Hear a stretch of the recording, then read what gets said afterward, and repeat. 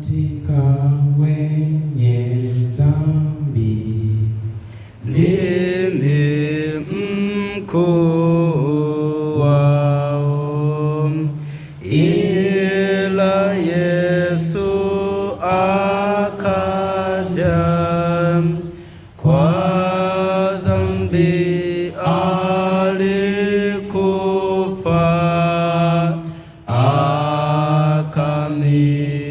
akamimina damu ni upate uzima.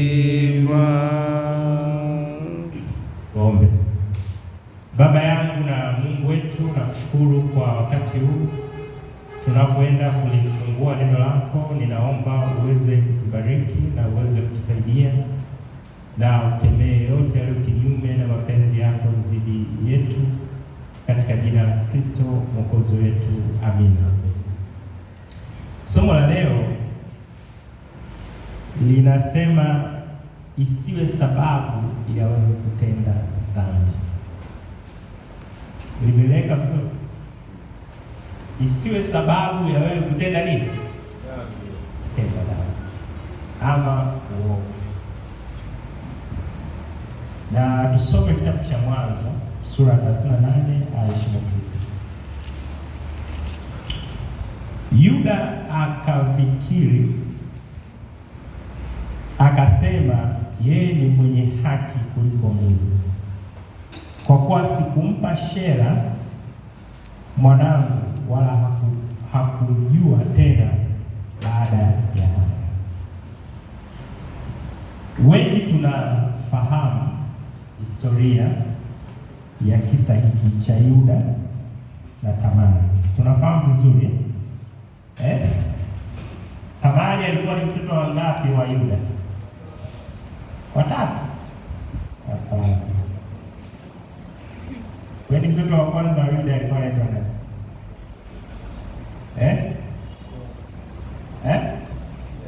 Si ni Eri? Biblia inasema hapo Mwanzo 38 mstari wa kwanza. Kuanzia wa kwanza nasema, ikawa wakati ule Yuda akashuka kutoka kwa ndugu zake, akamfikia mtu Mwadulami, jina lake Hira. Yuda akaona huko binti wa mtu Mkanani, jina lake Shua, akamtoa akaingia kwake. Naye akapata mimba, akazaa mwana, akamwita jina lake Eri. Huyo alikuwa ni mtoto wa ngapi? Akapata mimba tena, akazaa mwana, akamwita jina lake nani? Akaendelea akazaa tena mwana mwingine, akamwita jina lake nani? Naye Yuda alikuwa huko Kezibu alipomzaa. Yuda akamwona mke, akamwoza mke Eri, mzaliwa wake wa kwanza, na jina lake huyo mke ni nani? Tamari. Kwa hiyo Eri alimwoa nani? Tamari. Eri alikuwa ni mke wa kwanza wa nani? Mtoto wa kwanza wa nani? Wa Yuda. Halafu Eri, naye Eri alizaliwa wa kwanza. Eri mzaliwa wa kwanza alikuwa na nani? Alikuwa ambaye mbaya machoni pa nani? Na Bwana akafanya nini? Akamua. Yuda akamwambia Onani, uingie kwa mke wa nduguye, ukamoe, ukamwindulie nduguye uzao. Onani alijua ya kwamba huo uzao hautakuwa wake. Ikawa alipoingia kwa mke wa nduguye, akamwagia chini asimpe nduguye nini? Uzao. Lugha imetumia fasaha lugha ya makini. Simeelewa vizuri? Neno hili alilofanya likawa baya machoni pa nani? Bwana. Basi akamua yeye naye. Kwa hiyo sasa Yuda alibaki na nani? Na Shera. Ndio sasa akamwambia Tamari asubiri mpaka mtoto wake wa mwisho, si ni sawa? Akue ndio amuoe. Tunaelewana vizuri? Sasa kisa hiki mnakifahamu vizuri. What happened? Huyu mwanamke alikuwa tuseme ni mwelevu wa masiri, kaenda kwa huko akajifanya.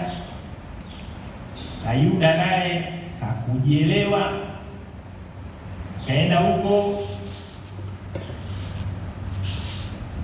mazingira asiyofaa, akamwona kama kahaba, akamuingia, akafanya nini? Akapata mtoto. Sio mtoto, watoto hawa, watoto wangapi? Wawili mapacha. Watoto wangapi? Wawili. Perez na nani? Na Zera. Soma aya 27 mpaka aya 30. Naona hichi kisa wengi hamkifahamu. Hamjasoma Biblia kwa mfano. Tusome aya 27. 27. Ndio Bwana anasema ikawa wakati wake wa kuzaa walikuwako mapacha tumboni mwake. Ikawa alipokuwa akizaa, alipokuwa akizaa mtoto mmoja akatoa mkono, mzalisha akautoa uzi mwekundu, akaufunga mkononi mwake, huku akisema, huyu ametoka kwanza. Ikawa aliporudisha mkono wake, tazama, ndugu yake akatoka. Akasema, mbona umepita kwa nguvu wewe? Mambo ya nguvu ya kuandame. Kwa hiyo jina lake ikaitwa Peresi. Akatoka ndugu yake baadaye, ana uzi mwekundu mkononi mwake, naye akaitwa jina lake Zera. Kwa hiyo alizaa watoto wangapi? Wawili. Mapacha. Sasa niliwaambia msome, nilikuwa nawaambia ni muhimu katika maisha kujua nasaba ya familia yako. Nasaba mnaelewa vizuri? Kwa kizungu wanaita genealogy. Sawa? Ama pia ujue vinasaba, genetics. Si mnazifahamu hizo? Najua mnasoma sana, maana ni watu wapi. Hata ukiingia kwenye mahusiano, inashauriwa pia ujue genealogy na genetics za mwenzi wako wa maisha. Na nadhani ndio maana napata sababu, sio kwa sababu wengine hawafanyi kwa sababu za kiukabila, lakini wanafanya kwa sababu za kiafya, kuoana kabila na kabila, kwa sababu kuna vitu vinaendana. Ingawa wengine wanafanya kiukabila, lakini nadhani kwa upande mwingine wako sahihi. Sasa hilo sio somo langu sana, lakini vizuri ukafahamu, kwa mfano damu, sawa, kama zinaendana, tunaelewana vizuri, ukazifahamu personality za mtu, haiba historia. Mwingine anaweza kumuona hapa Mkristo kanisani, kumbe bado ni mpagani. Yaani ni Mkristo kwa jina, lakini bado amerithishwa uchawi ndani yake. Na mkiingia kwenye nyumba, kwenye ndoa, utapata shida. Yaani anakuja kwenye dini kwa sababu za kijamii, sio kwa sababu anamtafuta nani. Na hizo kesi tumezipitia, tunazifahamu. Sasa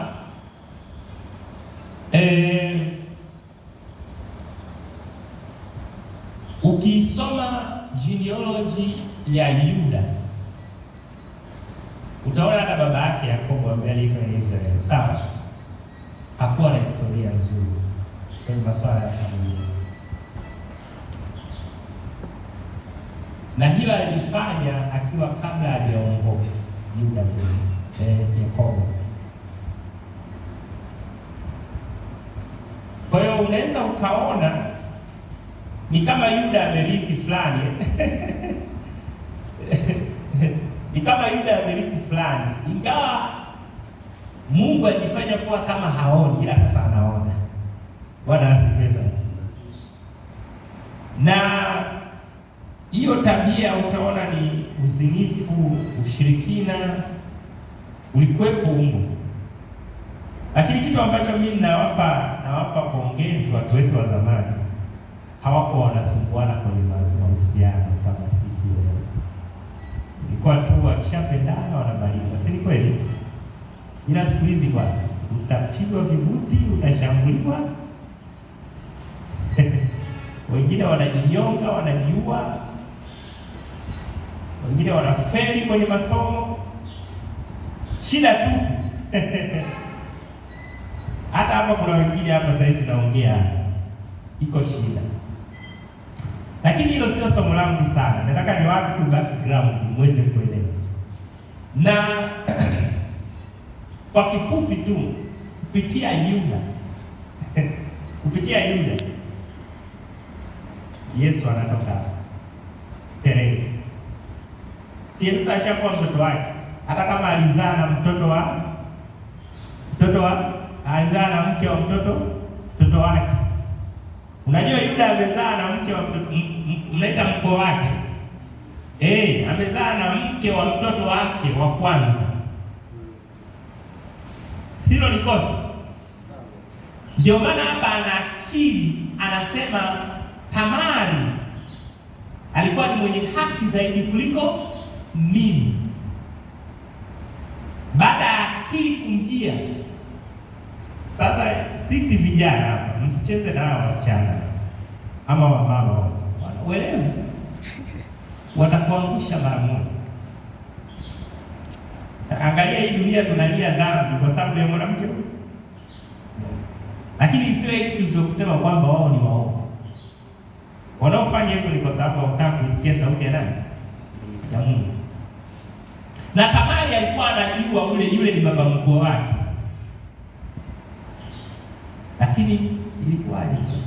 Ndio hivyo. Na huyu mzee hali ilishakuwa mbaya. Ilishakuwa mbaya. Sasa kimsingi Yuda alitenda dhambi na historia yake haikuwa nzuri.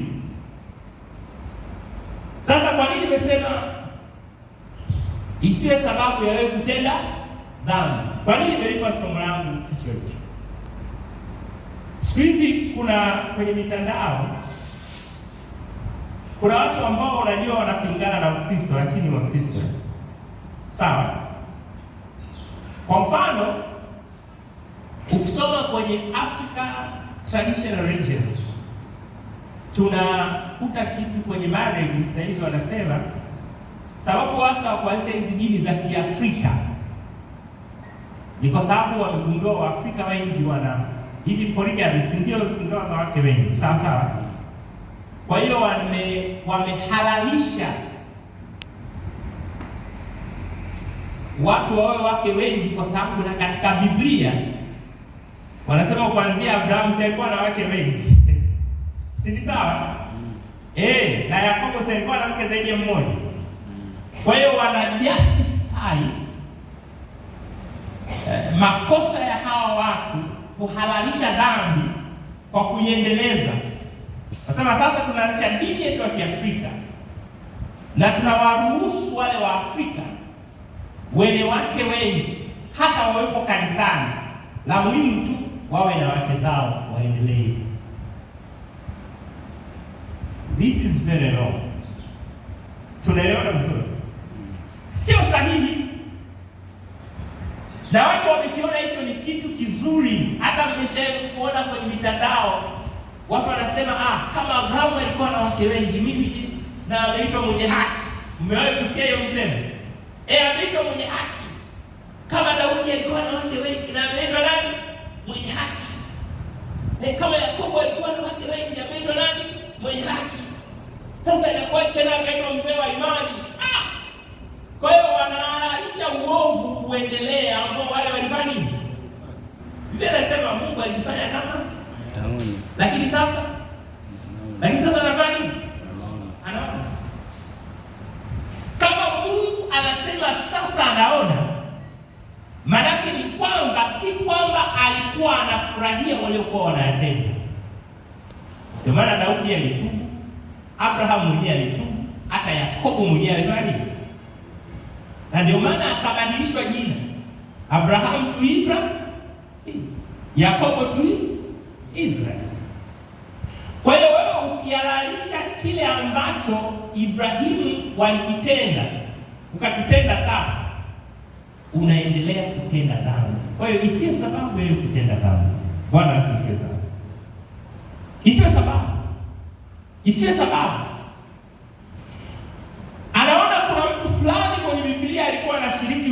ushirikina, na huku yuko wapi?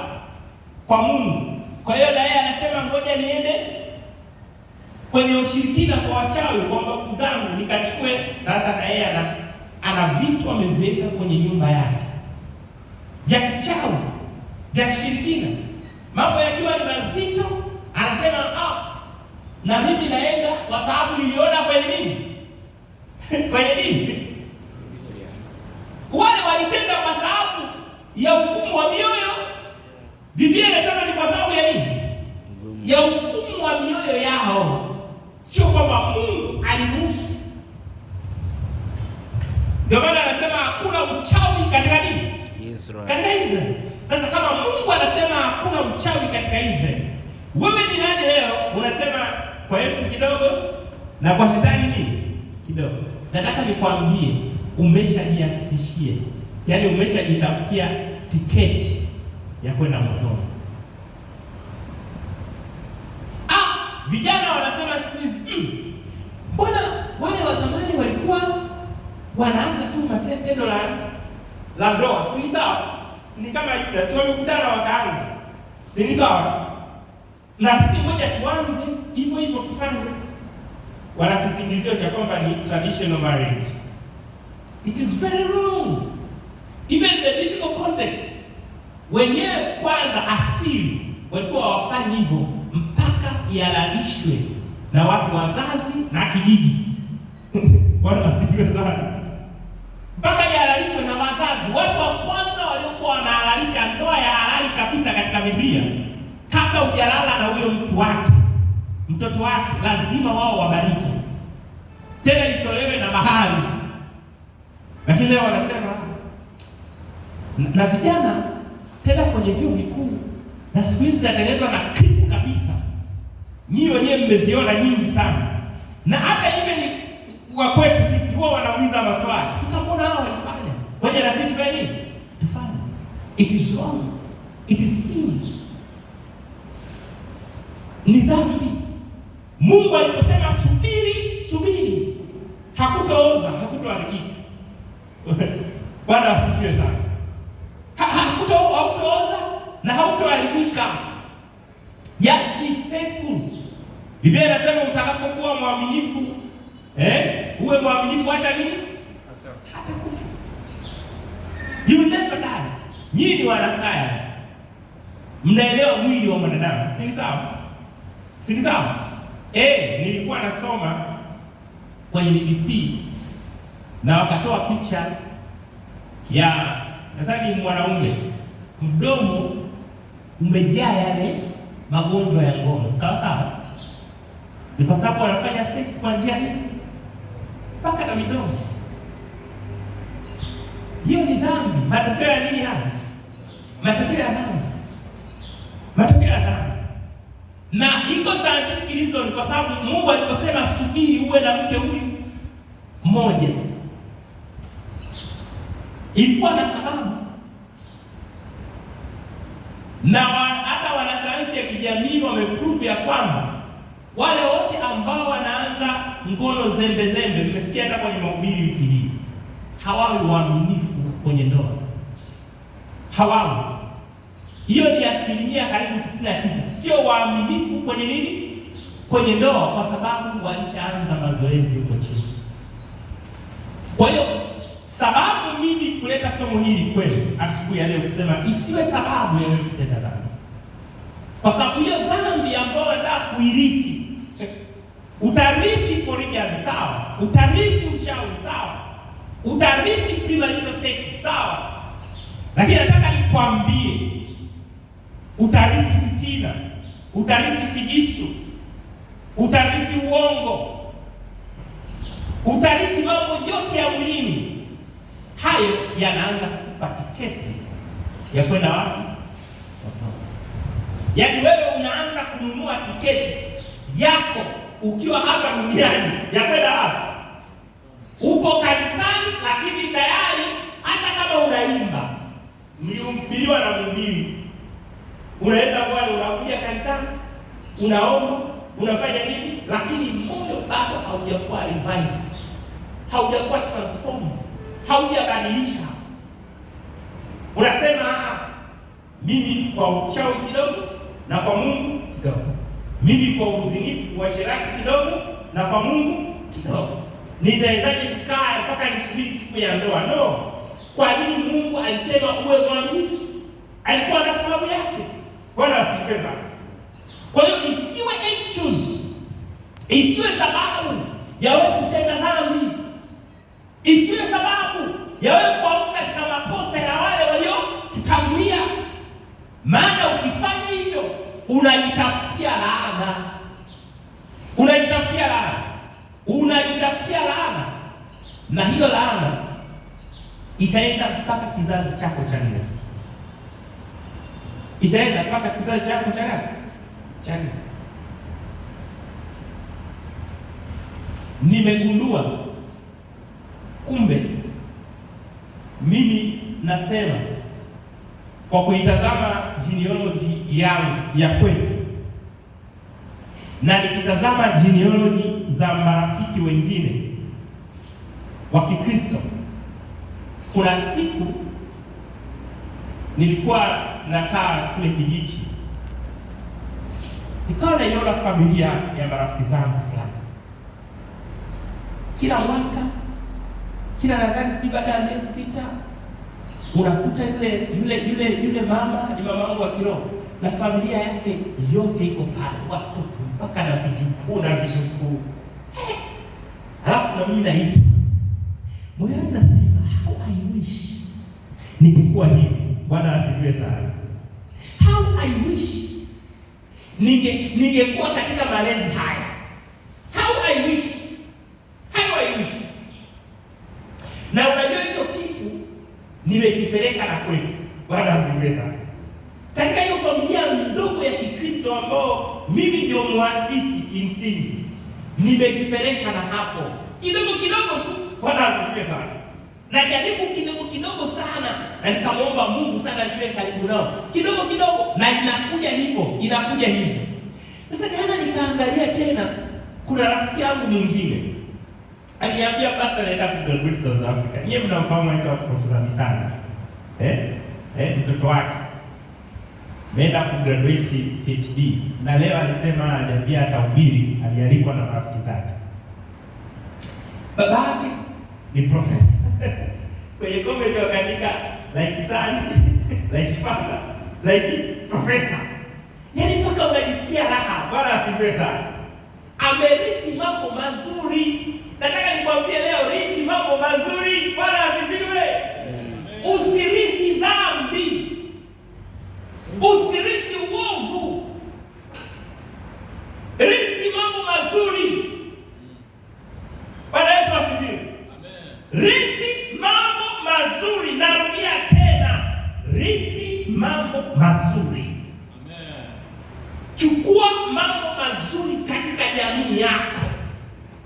Wachana na mambo mabaya ambayo Biblia imeyakataza. Hayo wachana nayo. Chukua mazuri. Soma genealogy ya familia yako, ya ukoo wako. Chukua mazuri. Soma genealogy ya Yesu. Haleluya. Yesu alitokea katika familia na ukoo ambao ulichafuka katika dhambi zote zinazotenda dunia hii. Zote. Lakini Biblia, soma Mathayo sura ya 1.